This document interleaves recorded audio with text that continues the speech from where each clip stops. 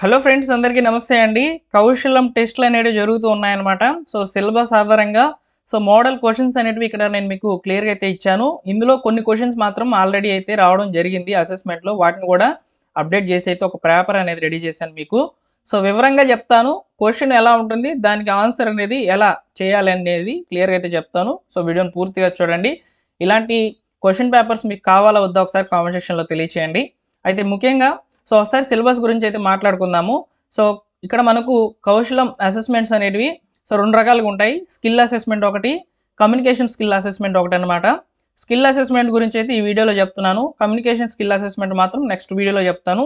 చాలా సింపుల్ అసలు communication skill assessment అనేది. దాన్ని చాలామంది కూడా పెద్దగా భయపడుతున్నారనమాట. నేను మీకు క్లియర్ చేస్తాను ఎలాంటి క్వశ్చన్స్ వస్తాయి ఏంటి అనేది.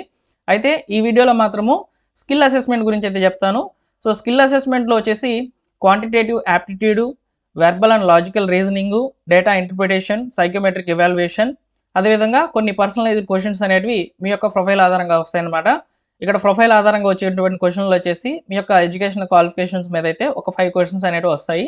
రిమైనింగ్ 4 భాగాల్లో వచ్చేసి ముఖ్యంగా ఈ క్వశ్చన్స్ వస్తాయన్నమాట ఈ సబ్జెక్ట్స్ మీద. ఈ యొక్క టాపిక్స్ మీద అయితే నేను మీకు వాటన్నిటిని కూడా ఒక మోడల్ పేపర్ రెడీ చేశాను. మీరు ఇక్కడ స్క్రీన్ మీద అయితే చూసుకోవచ్చు అనమాట. ఫస్ట్ క్వశ్చన్ ఒకసారి చూద్దామండి. ఫస్ట్ క్వశ్చన్ వచ్చేసి వాట్ ఈజ్ 25% ఆఫ్ 240? ఇక్కడ మనకు క్వశ్చన్స్ అన్నీ కూడా ఇంగ్లీష్లో వస్తాయన్నమాట. తెలుగులో అయితే రావడం లేదు, అది మీరు గుర్తుపెట్టుకోవాలి. వాట్ ఈజ్ 25% ఆఫ్ 240 అంటే 240లో 25% ఎంత అని చెప్పి మనకి ఇక్కడ క్వశ్చన్ అనమాట. దీనికి ఆన్సర్ ఎలా చేయాలంటే 240% అంటే ఇంటూ అనమాట 20/100. ఇలా క్యాలిక్యులేట్ చేస్తే మనకు వచ్చే ఆన్సర్ ఏంటి అనేది ఒకసారి మీరు కూడా ట్రై చేయండి. ఆన్సర్ అయితే నేను మీకు ఇప్పుడు రివీల్ చేస్తాను. మనకు వచ్చేటువంటి ఆన్సర్ వచ్చేసి 60 అనమాట. ఇక్కడ 60 అయితే ఆన్సర్ వస్తుంది అనమాట. ఇవన్నీ కూడా క్యాలిక్యులేషన్స్ అనేటివి మనము నార్మలైజ్ చేస్తే వచ్చే ఆన్సర్ వచ్చేసి 60 వస్తుంది. 60 is the right answer. Next వచ్చేసి నెక్స్ట్ క్వశ్చన్ చూడండి. If a pen cost 120 after A 20% discount the original price was. ఇక్కడ ఏం చెప్తున్నారంటే ఒక పెన్ను ధర వచ్చేసి 120 రూపాయలు, డిస్కౌంట్ 20% అయితే ఉంటుంది. అసలు పెన్సిల్ ధర ఇక్కడ పెన్ ధర ఎంత అనేది మీరు చెప్పాలన్నమాట. ఒక పెన్ను ధర వచ్చేసి మామూలుగా ఒక ప్రైస్ ఉందన్నమాట. ఇందులో 20% డిస్కౌంట్ పోగా ఆ పెన్ను ధర వచ్చేసి 120 రూపాయలు అయ్యిందని చెప్పి మనకి ఇక్కడ క్వశ్చన్కి మీనింగ్. అయితే దీనికి వచ్చేసి ఆన్సర్ వచ్చేసి ఈ యొక్క డిస్కౌంట్ అనేది క్యాలిక్యులేట్ చేసుకోవాలి, సెల్లింగ్ ప్రైస్ అనేది క్యాలిక్యులేట్ చేసుకోవాలి. ఇలా చేసుకున్నట్లయితే మనకు వచ్చే ఆన్సరు 120 రూపాయలు అయితే వస్తుంది, 150 రూపాయలు అయితే వస్తుంది అనమాట ఆన్సరు. దానికి కూడా మీరు క్యాలిక్యులేట్ అయితే చేసుకోవచ్చు. 150 రూపాయలు అనేది ఆన్సర్ అనమాట దీనికి. ఓకేనా. నెక్స్ట్ ఇక్కడ చూడండి, చాలా సింపుల్ క్వశ్చన్ ఇది. ఆన్సర్ అనేది క్వశ్చన్లోనే ఉందన్నమాట. Speed equal to distance divided by time అని చెప్తున్నారు. ఇది ఒక సూత్రం అనమాట, సింపుల్గా చెప్పాలంటే ఫార్ములా. ఇక్కడ if A car travels 150 kilometres in 3 hours it's speed is అని చెప్పి అడుగుతున్నారు. ఒక కారు 3 గంటల్లో 150 కిలోమీటర్లు వెళ్ళింది, స్పీడ్ ఎంత వెళ్ళిందని చెప్పి మనం క్యాలిక్యులేట్ చేయమంటున్నారు. ఇక్కడ చూడండి, ఫార్ములా ఇక్కడే ఇచ్చేస్తున్నారు. మనకి క్వశ్చన్ ఇక్కడే ఉందన్నమాట. ఈ ఫార్ములాని ఈ యొక్క క్వశ్చన్ని దీంట్లో ఇంప్లిమెంట్ చేస్తే మనకు వచ్చేటువంటిది ఇక్కడ స్పీడ్ చెప్పారు కాబట్టి స్పీడ్ వచ్చేసి డిస్టెన్స్ డివైడెడ్ బై టైం అని చెప్తున్నారు కాబట్టి ఇక్కడ స్పీడ్ ఎంత చెప్పారు చూడండి, మనం ఇది కనుక్కోవాలి. ఇది క్వశ్చన్ మార్క్ అనమాట. డిస్టెన్స్ ఎంత వెళ్ళింది 150 డివైడెడ్ బై టైం ఎంత 3 అవర్స్. ఇలా క్యాలిక్యులేట్ చేసుకుంటే మనకు వచ్చే ఆన్సర్ వచ్చేసి 50 వస్తుంది. ఓకేనా. 50 ఈజ్ ద రైట్ ఆన్సర్. ఇది వచ్చేసి సి ఆప్షన్ అనేది రైట్ ఆన్సర్ అనమాట. ఓకేనా. ఇలా కొన్ని క్వశ్చన్స్ దాంట్లోనే ఉంటాయి ఆన్సర్లు, క్వశ్చన్లోనే ఆన్సర్ ఉంటుంది అనమాట. ఓకేనా. నెక్స్ట్ క్వశ్చన్ చూడండి. The next number in the series 5, 10, 20, 40. ఇక్కడ ఏం జరిగిందంటే 5 ఇంటూ 2 చేస్తే 10 అయ్యింది ఫార్ములా. 10 ఇంటూ 2 చేస్తే 20 అయ్యింది. 20 ఇంటూ 2 చేస్తే 40 అయ్యింది. సింపుల్గా చెప్తాను చూడండి. 5 ఇంటూ 2 10, 10 ఇంటూ 2 20, 20 ఇంటూ 2 40. అప్పుడు నెక్స్ట్ సిరీస్ 40 ఇంటూ 2 80. 80 అనేది ఆన్సర్ అనమాట. ఓకేనా. 80 అనేది ఆన్సర్. ఓకేనా. ఇలా మనకు సింపుల్గా ఉంటాయి క్వశ్చన్స్ అనేటివి. కొన్ని డెప్త్గా వస్తాయన్నమాట. మ్యాక్సిమం కొన్ని క్వశ్చన్లు చాలా సింపుల్గా అయితే వస్తున్నాయి అన్నమాట అసెస్మెంట్లో. సో ఇక్కడ చూడండి, సో ఇక్కడ మీరు చూసుకున్నట్లయితే ఎక్స్ వాల్యూ కనుక్కోమని చెప్తున్నారు. ఇక్కడ ఏమైందంటే X plus 15 = 40. So X value ఎంత అని చెప్పి అడుగుతున్నారు అనమాట. ఇప్పుడు సింపుల్గా చూడాలంటే ఇక్కడ ఒక ఫార్ములా ఉంటుంది. ఎక్స్ వాల్యూనే కనుక్కోవాలి కాబట్టి ఎక్స్ = 40. ఈ 15 ఇలా పంపిస్తే ఇక్కడ ప్లస్ చేస్తుంది, అవతలకి వెళ్తే మైనస్ అవుతుంది అనమాట. సో అప్పుడు ఏమొస్తుంది ఆన్సరు, మీరే చెప్పండి. ఆన్సర్ ఒకసారి మీరు కామెంట్ చేయొచ్చు ఈ క్వశ్చన్కి, చాలా సింపుల్ అనమాట. ఓకేనా, 25 ఈజ్ ద రైట్ ఆన్సర్. ఓకేనా, 25 వస్తుంది. 40లో 15 పోతే ఎంత అండి, 25 కదా. సో ఇది రైట్ ఆన్సర్. ఓకేనా. సో నెక్స్ట్ చూడండి, next question, ratio of 2:4 is equal to అని చెప్పారు. ఇక్కడ చూడండి, రేషియో అనేది మనకి ఇక్కడ ఏం జరుగుతుంది, రెండు కూడా 2తో పోతాయి అనమాట. అంటే 2:4 అనేది రెండు కూడా 2 ఎక్కంతోనే పోతాయి. 2 1 2 2. So 1:2 is the right answer. ఓకేనా, 1:2 is the right answer. Okay. So next చూడండి, a shopkeeper earns a profit of 25 on every item sold at 125, the profit percentage అని చెప్పి ఇక్కడ అడుగుతున్నారు. ఇక్కడ ఏం జరిగింది అనేది ఫస్ట్ రాసుకోవాలి. సో ప్రాఫిట్ ఎంత వచ్చింది, ప్రాఫిట్ అనేది 25 రూపీస్ వచ్చిందనమాట ప్రాఫిట్. ఓకేనా. నెక్స్ట్ ఇక్కడ ఐటెం ఎంతకి సోల్డ్ చేశాడు, 125 రూపీస్కి సోల్డ్ చేశాడు. ఇక్కడ పర్సంటేజ్ అడిగాడు. ఈ 125లో 25% అనేది ఎంత వస్తుంది అనేది మనం క్యాలిక్యులేట్ చేయాలి. సో వీటికి సింపుల్గా ఒక ఫార్ములా ఉంటుందన్నమాట. సో ప్రాఫిట్ పర్సంటేజ్ కనుక్కునేదానికి profit = profit divided by cost price, sorry ఇది మీకు కనిపించడం లేదు, కాస్ట్ ప్రైస్ ఇంటూ 100. ఇది ఫార్ములా అనమాట ప్రాఫిట్ పర్సంటేజ్ కనుక్కునేదానికి. మనం ఇక్కడ ప్రాఫిట్ పర్సంటేజ్ అంటే ఎంత పర్సంటేజ్ వచ్చింది అనేది కనుక్కోవాలి కాబట్టి ఇక్కడ ఫార్ములా ప్రకారం ప్రాఫిట్ ఎంత వచ్చింది, 25. కాస్ట్ ఎంత చెప్పండి, 125 ఇంటూ 100. ఈ ఫార్ములా కనుక వేస్తే మన పర్సంటేజ్ అనేది రావడం జరుగుతుంది. సో ఇలా పర్సంటేజ్ కనుక క్యాలిక్యులేట్ చేసుకున్నట్లయితే మనకు 20% అనేది ఆన్సర్ రూపంలో వస్తుందన్నమాట. సో చాలా సింపుల్. ఇవన్నీ కూడా కాంపిటేటివ్ ఎగ్జామ్కి ప్రిపేర్ అవుతూ ఉంటారు కదా, సో వాళ్ళకి చాలా ఈజీగా ఉంటుంది అనమాట ఆన్సర్ ఇవన్నీ కూడా చేయడము. నెక్స్ట్ ఇక్కడ చూడండి, ద యావరేజ్ ఆఫ్ 10, 20, 30, 40 అని చెప్పారు. దీంట్లో యావరేజ్ టోటల్ డివైడెడ్ బై ఇక్కడ ఉన్నటువంటి వాల్యూలు 1 2 3 4 చేస్తే ఆన్సర్ వస్తుంది. ఇలా చేసుకున్నట్లయితే 100/4 చేస్తే 25 రైట్ ఆన్సర్. ఓకేనా. యావరేజ్ ఎప్పుడు కూడా టోటల్ ఇచ్చినటువంటి నెంబర్లు డివైడెడ్ బై యావరేజ్గా అక్కడ ఎన్ని సంఖ్యలు ఉన్నాయనేది చేసుకుంటే వస్తుంది అనమాట యావరేజ్ అనేది. దానికి ఒక ఫార్ములా. సో ఇలా క్వాంటిటేటివ్ యాప్టిట్యూడ్ మీద క్వశ్చన్స్ అనేవి ఇలా అయితే రావడం జరుగుతుంది. నెక్స్ట్ చూసుకున్నట్లయితే మనకు, సో నెక్స్ట్ చూడండి, వెర్బల్ అండ్ లాజికల్ రీజనింగ్ మీద ఎలాంటి క్వశ్చన్స్ వస్తాయనేది ఇక్కడ మీకు చూపిస్తున్నాను చూడండి. ఇక్కడ ఏంటంటే సినానిమ్ ఆఫ్ ర్యాపిడ్, ఇక్కడ ర్యాపిడ్ అనే పదానికి సినానిమ్ కనుక్కోవాలన్నమాట మనము. సో దీనికి ఆన్సర్లు వచ్చేసి చాలా సింపుల్గా ఉంటాయి చూడండి. ఆన్సర్ వచ్చేసి ఫాస్ట్ అనమాట. ర్యాపిడ్కి సినానిమ్ వచ్చేసి ఫాస్ట్. ఓకేనా. Next choose the correctly spelled word. ఇక్కడ మనకు ఎన్విరాన్మెంట్ అనే ఇచ్చారనమాట ఆన్సరు. దీంట్లో కరెక్ట్గా ఉండేది మనం కనుగొనాలి. ఓకేనా. సో చూడండి, కొన్ని రకాల తప్పులు అయితే ఉన్నాయి. ఇది నేను PDF రూపంలో ఇచ్చాను కాబట్టి మీకు ఇక్కడ ఆన్సర్ అనేది తెలిసిపోతుంది అనమాట. రెడ్లో ఉండేటువంటి స్పెల్లింగ్ మిస్టేక్స్. కరెక్ట్ ఆన్సర్ వచ్చేసి ఎన్విరాన్మెంట్ అనేది ఇది కరెక్ట్గా ఉండే పదం అనమాట. నెక్స్ట్ చూడండి, fill in the blanks. So ఇక్కడ చూడండి, she is going to school daily అంటారా, she are going to school daily అని అంటారా, she were going to school daily అని అంటారా, she be going to school daily అని చెప్పని ఇలా అంటారా. సో ప్రొనౌన్సియేషన్ అనేది ఎలా ఉంది, సో దీని కరెక్ట్ ఆన్సర్ అనేది మీరే చెప్పాలి. ఇక్కడ ఆన్సర్ వచ్చేసి షీ ఈజ్ సింగులర్ వెర్బ్ అనమాట అది. సో అందువల్ల షీ అనేది ఒకరే కదా. ఓకేనా, షీ అనేది ఒకరే కాబట్టి ఈజ్ అనేది వస్తుంది అనమాట. అదే కనుక ఇక్కడ మనకు దే కనుక ఉంటే దే ఆర్ వస్తుంది. ఓకేనా. అందుకంటే ఎక్కువ మంది ఉంటే వర్ వస్తుంది. లేదు వెళ్తుంది అంటే షీ విల్ బీ అనేది వస్తుంది అనమాట. సో అలా ఇంగ్లీష్ ప్రొనౌన్సియేషన్స్ ఇట్లా గ్రామర్ మీద కూడా క్వశ్చన్స్ అనేవి వస్తాయి. So find the odd one. So ఇందులో కొంచెం భిన్నంగా ఉండేది మనం కనుగొనాలి. ఓకేనా. సో ఇందులో మనకి ఏది భిన్నంగా ఉందనేది మీరు చెప్పండి. Dog, cat, కవ్వు, chair. సో ఇక్కడ డాగ్ అనేది కుక్క, క్యాట్ అనేది పిల్లి, కవ్వు అనేది మనకు ఆవు అనమాట. సో చైర్ అంటే ఏంది? వస్తువు. ఇక్కడ అన్ని జంతువులు ఉన్నాయి, నాలుగోది మాత్రం భిన్నంగా చైర్ అనేది వచ్చింది అనమాట.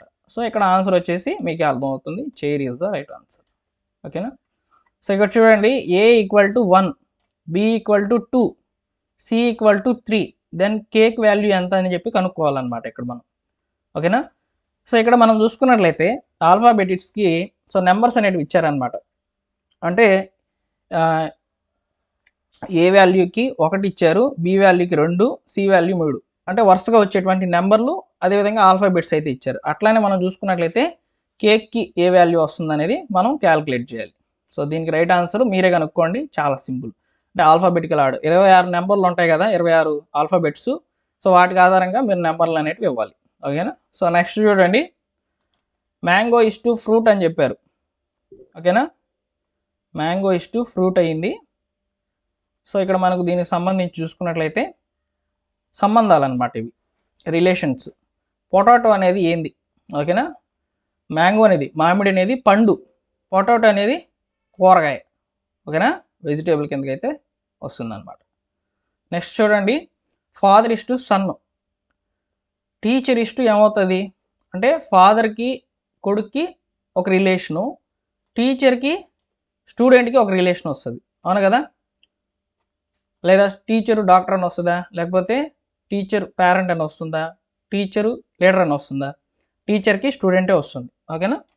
ఒకవేళ ఇక్కడ డాక్టర్ కనుక ఉంటున్నట్లయితే పేషెంట్ వస్తుంది. ఓకేనా. సో ఇక్కడ చూడండి 16 question, if Monday is the first day, the third day will be ఏమవుతుంది? మండే అనేది వారంలో మొదటి రోజు, మూడో రోజు ఏంది? మూడో రోజు వెన్స్డే. ఓకేనా. సో ఇలా మనకు లాజికల్ క్వశ్చన్స్ అనేవి ఇలా ఉంటాయి. ఇక్కడ చూడండి, డేటా ఇంటర్ప్రిటేషన్ క్వశ్చన్స్ అనేవి ఉన్నాయి చూడండి. సో ఇవి కూడా మనకు ఒక టేబుల్ ఇస్తారనమాట. సో టేబుల్ కూడా మీకు చూపిస్తాను. టేబుల్ అనేది ఇలా ఇస్తారు. ఓకే. సో ఇది టేబుల్, దీని మీద కొన్ని క్వశ్చన్లు వస్తాయన్నమాట. ఇక్కడ ప్రోడక్ట్స్ వచ్చేసి పెన్ను 20 రూపాయలు, నోట్బుక్ 40 రూపాయలు, బ్యాగ్ వచ్చి 500, పెన్సిల్ వచ్చేసి 10 రూపాయలు. దీని మీద క్వశ్చన్లు ఉంటాయన్నమాట. సో ఇందులో చూడండి, ద కాస్ట్లీస్ట్ ఐటెం ఈజ్ ఏంది అంటే ఎక్కువగా ధర ఉండేది ఏంది అని చెప్పి అడుగుతున్నారనమాట. సో బ్యాగ్ వచ్చేసి 500 కాబట్టి అది ధర ఎక్కువగా ఉంది కాబట్టి. నెక్స్ట్ ఇక్కడ చూడండి, the total cost of pen plus notebook. Pen value మరియు నోట్బుక్ వాల్యూ రెండు కూడా ఎంత అని చెప్పి చెప్పమంటున్నారు. ఇక్కడ పెన్ వచ్చేసి 20 రూపాయలు, నోట్బుక్ వచ్చేసి 40 రూపాయలు. సో ఇలా చేసుకుంటే 60 రూపాయలు ఆన్సర్ వస్తుంది అనమాట. నెక్స్ట్ చూడండి, if you by 2 notebooks total cost. 2 పుస్తకాలు కొన్నామంటే నీ ఎంత అవుతుందని చెప్పి అని అడుగుతున్నారు అనమాట. పుస్తకం వాల్యూ వచ్చేసి 40, 2 కొంటున్నాం కాబట్టి 80 రూపాయలు. ఓకేనా, 80 రూపాయలు. నెక్స్ట్ చూడండి, which item is the cheapest అంటే ఏది తక్కువ ధర కలిగి ఉందని చెప్పంటే ఇక్కడ చూసుకోవాలి. పెన్సిల్ వచ్చేసి 10 రూపాయలు ఉంది కాబట్టి pencil is the right answer. Next చూడండి, సైకోమెట్రిక్ ఇవాల్యుయేషన్. ఇవి చాలా చాలా ఇంపార్టెంట్, ఎందుకంటే వీటి మీద కంపెనీ రిలేటెడ్గా క్వశ్చన్స్ వస్తాయండి. సో ఇది మాత్రం చాలా జాగ్రత్తగా చేయండి. వీటి మీద నేను మీకు తప్పకుండా తెలియజేస్తాను. ఒక కంపెనీకి పైన వాటితో అవసరం లేదు, కానీ సైకోమెట్రిక్ ఎవాల్యుయేషన్ మాత్రం చాలా అవసరం. ఓకేనా. ఈ సైకోమెట్రిక్ ఎవాల్యుయేషన్ వల్ల మీ యొక్క ఏ విధంగా ఉంది, కంపెనీకి ఇతను పనికొస్తాడా లేదా అనేది డిసైడ్ అవుతుంది అనమాట. ఓకేనా. సో ఇక్కడ చూడండి క్వశ్చన్స్ ఉన్నాయి, సో వాటిని నేను ఎవాల్యుయేట్ చేస్తాను. So when work in a group you prefer. ఇప్పుడు ఒక గ్రూప్ ఉంది, ఎగ్జాంపుల్గా ఒక కంపెనీ ఉంది, అందులో ఒక గ్రూప్ మీద ఒక టీం ఉంది అనుకోండి. సో అందులో నువ్వు ఏం ప్రిఫర్ చేస్తావు? వర్కింగ్ అలోన్, సో నువ్వు ఒక్కడే కూర్చొని చేసుకుంటావా మీ గ్రూప్ వర్క్ని, లేదా లీడింగ్ ద గ్రూప్, గ్రూప్లో అందరితో మాట్లాడి లీడ్ చేస్తావా? సపోర్టింగ్ అదర్స్, బయట వాళ్ళని సపోర్ట్ చేస్తావా? అవాయిడింగ్ పార్టిసిపేషన్ అంటే నువ్వు అవాయిడ్ చేస్తావా గ్రూప్ మీటింగులు ఇవన్నీ కూడా. దీనిలో కరెక్ట్ ఆన్సర్ వచ్చేసి లీడింగ్ ద గ్రూప్. సో ఒక టీమ్ లీడ్కి మెయిన్ ఇదేనమాట. ఇక్కడ మనం గ్రూప్ అని చెప్పుకుంటున్నాము, కంపెనీ విషయానికి వస్తే టీమ్ అవుతుంది అనమాట. So leading the group is the right answer. ఓకేనా. If you make a mistake, నువ్వు ఒక తప్పు చేసావు కంపెనీలో, లేదా మామూలుగా నీ జీవితంలో ఒక తప్పు చేసావు, దాన్ని ఏం చేస్తావు అని చెప్పి ఆన్సర్ అడుగుతున్నారు అనమాట. బ్లేమ్ అదర్స్, ఇతరుల మీద రుద్దేస్తావు, లేకపోతే ఇగ్నోర్ ఇట్, దాన్ని వదిలేస్తావు. Learn and correct it, so దాని గురించి తెలుసుకొని చేసిన తప్పుని కరెక్ట్ చేసుకుంటావా, లేకపోతే క్విట్ వదిలేస్తావా? సో దీనికి ఆన్సర్ మీరే చెప్పండి. So learn and correct it, ఇది కరెక్ట్ ఆన్సర్ అనమాట. మనం ఒక తప్పు చేస్తే సో ఏం తప్పు చేసామని తెలుసుకొని సో దాన్ని కరెక్ట్ చేసుకునే దాన్ని ట్రై చేయాలి. ఓకేనా? So when given a task you feel, ఒక టాస్క్ కంపెనీ ఇచ్చింది, నువ్వేం ఫీల్ అవుతావు అనేది ఇక్కడ అడుగుతున్నారు అనమాట. సో నర్వస్గా ఉంటావా, కొంచెం భయపడతావా, ఎగ్జైటెడ్ అండ్ రెడీ, సో రెడీగా నేను చేయగలను అని ఉంటావా, లేకపోతే అన్ఇంట్రెస్టెడ్ అంటే నీకు ఇంట్రెస్ట్ లేనట్టు ఉంటావా, లేదా కన్ఫ్యూజ్ అవుతావా? సో ఇలా మనకు 4 క్వశ్చన్లు, సారీ 4 ఆప్షన్స్ అనేవి వచ్చాయి. ఇందులో ఎగ్జైటెడ్ అండ్ రెడీ. సో ఏదైనా టాస్క్ ఇస్తే నేను ఎగ్జైట్గా ఫీల్ అవుతాను, సో నేను చేయగలను అనేది నీకు ఫీల్ అనేది రావాలని చెప్పి ఇక్కడ అర్థం. ఓకేనా? So you finish your work, so నీ వర్క్ని నువ్వు ఆన్ టైంలో కంప్లీట్ చేస్తావా, లేట్గా చేస్తావా, లేకపోతే only if some one reminds, ఎవరైనా గుర్తు చేస్తే చేస్తావా, లేకపోతే అసలు చేయవా? సో ఇక్కడ ఆన్సర్ వచ్చేసి ఆన్ టైం, కరెక్ట్ టైంకి చేసిస్తాను వర్క్ని అని చెప్పని పెట్టాలన్నమాట. Your attitude towards learning new skills, ఇప్పుడు నువ్వు కొత్తగా ఏదైనా స్కిల్స్ నేర్చుకోవాలనుకుంటున్నావు అనుకో, అప్పుడు నీ మానసిక పరిస్థితి ఏ విధంగా ఉంటుంది అనేది ఇక్కడ అర్థం. సో నాట్ ఇంట్రెస్టెడ్, నాకు ఇంట్రెస్ట్ లేదని వదిలేస్తావా, విల్ ట్రై ఇఫ్ ఫోర్స్, ఎవరైనా ఫోర్స్ చేస్తే చేస్తావా, లేకపోతే క్యూరియస్ అండ్ విల్లింగ్, లేకపోతే అవాయిడ్ డిఫికల్ట్ టాస్క్. ఇక్కడ ఏంటంటే correct answer curious and willing, so నేర్చుకునేదానికి రెడీగా ఉంటాను అని చెప్పి ఇక్కడ మీరు ఆన్సర్ అయితే చేయాలి. ఓకేనా? సో ఇలా సైకోమెట్రిక్ క్వశ్చన్స్ అనేటివి ఇలా ఉంటాయి. సైకోమెట్రిక్ క్వశ్చన్స్ అన్నీ కూడా మీ మానసికంగా ఏ విధంగా ఉన్నారు, ఒక కంపెనీకి ఇతను పనికొస్తాడా లేదా అనే దాని మీద బేస్ అవుతుంది. సో కాబట్టి ఇలా క్వశ్చన్స్ అనేవి ఉంటాయి. ఒక 5 క్వశ్చన్స్ ఉంటాయి, ఇక్కడ నేను 25 క్వశ్చన్స్ మాత్రమే ఇచ్చాను. సో రిమైనింగ్ 5 క్వశ్చన్స్ అనేటివి based on your profile. So మీ ప్రొఫైల్లో ఇచ్చినటువంటి ఎడ్యుకేషనల్ క్వాలిఫికేషన్ ఆధారంగా క్వశ్చన్స్ అనేటివి రావచ్చు. ఎగ్జాంపుల్కి ఇప్పుడు బీఎస్సీ కంప్యూటర్ సైన్స్ అని మీరు మెన్షన్ చేశారనుకోండి క్వాలిఫికేషన్లో, ఆ కంప్యూటర్ సైన్స్ బ్యాక్గ్రౌండ్ మీద కొన్ని రకాల క్వశ్చన్స్ వస్తాయి. సో కంప్యూటర్ నాలెడ్జ్ మీద క్వశ్చన్స్ వస్తాయి. అలానే మీకు అందులో ఉంటాయి కదా సిలబస్, C++, జావా ఇలాంటివి ఉంటాయి కదా, వాటి మీద చిన్న చిన్న క్వశ్చన్లు ఒక 5 వస్తాయన్నమాట. సో అంతే, ఇలా స్కిల్ అసెస్మెంట్ అనేది కంప్లీట్ అవుతుంది. నెక్స్ట్ వచ్చేసి ఈ యొక్క కమ్యూనికేషన్ స్కిల్ అసెస్మెంట్ గురించి చెప్పాలి. సో దీని మీద నెక్స్ట్ వీడియోలో ఖచ్చితంగా చెప్తాను. చాలా అంటే చాలా సింపుల్గా వస్తున్నాయని చెప్పి వింటున్నాను అనమాట యూట్యూబ్లో కూడా. సో మా యొక్క ఆన్లైన్ అసెస్మెంట్లో వచ్చేసి అంటే మా యొక్క సచివాలయంలో సో ఈ వీక్లో నాకు నిన్నటి రోజున అయితే వేరే వాళ్ళకి జరిగిందనమాట. నాది యాక్చువల్గా ఈ వారంలో అయితే రాలేదు. సో నెక్స్ట్ వీక్లో వస్తే నేను ఎలా ఫీల్ అయ్యాను అనేది మీకు షేర్ చేసుకుంటాను తప్పకుండా. సో అయితే ఇక్కడ నిన్న జరిగినటువంటి అసెస్మెంట్లో నేను గమనించినటువంటి ప్రశ్న ఒకటి వచ్చిందనమాట. కమ్యూనికేషన్ స్కిల్ అసెస్మెంట్లో దాంట్లో ఏమొచ్చిందంటే ఫస్ట్ సెల్ఫ్ గురించి అడిగారనమాట. ఆ అభ్యర్థిని సెల్ఫ్ గురించి చెప్పారు. సో అది కూడా జస్ట్ ఒక 30 సెకండ్స్లోనే చెప్పాలి, అది కూడా మనం కమ్యూనికేషన్ స్కిల్స్లో. నెక్స్ట్ వచ్చేసి మీ ఫ్రెండ్స్తో రీసెంట్గా ఏమైనా ట్రిప్ వెళ్ళారా అని చెప్పని వచ్చిందనమాట క్వశ్చన్ ఒకటి. సో వెళ్ళాను ఇట్లా అని చెప్పని చెప్పారనమాట. సో అలా ఒక 3 క్వశ్చన్స్ అయితే వచ్చాయి, చాలా సింపుల్గా వచ్చాయి కమ్యూనికేషన్ స్కిల్స్ మీద. సో ఇలా అయితే ఉంటాయండి. సో మోడల్ పేపర్స్ అనేటివి మీకు కొన్ని క్వశ్చన్స్ అనేటివి ఇందులో యాడ్ చేసి చెప్తూ ఉంటాను అనమాట నేను వచ్చినవి. సో వాటిని మీరు అర్థం చేసుకోవాలి. ఇందులో నేను మెన్షన్ చేసిన క్వశ్చన్ ఇదేనమాట. ఈ క్వశ్చన్ అయితే అసెస్మెంట్లో వచ్చింది, రియల్గా ఈ క్వశ్చనే వచ్చేసింది. సో దీన్ని అయితే నేను నోట్ చేశాను అనమాట. అందువల్ల కొన్ని క్వశ్చన్లు అయితే మెన్షన్ చేస్తూ ఉంటాను అనమాట. సో మ్యాక్సిమం ఇలాంటి క్వశ్చన్సే వస్తాయని చెప్తున్నాను, ఎలా అర్థం చేసుకోవాలనేది చెప్తున్నాను అనమాట. నెక్స్ట్ వీడియోలో ఖచ్చితంగా కమ్యూనికేషన్ స్కిల్స్ మీద మీకు ఖచ్చితంగా వీడియో అనేది ఉంటుంది. సో మన ఛానల్ సబ్స్క్రైబ్ చేసుకొని ఈ వీడియోని లైక్ చేసి మిత్రులకి అందరికీ కూడా షేర్ చేయండి.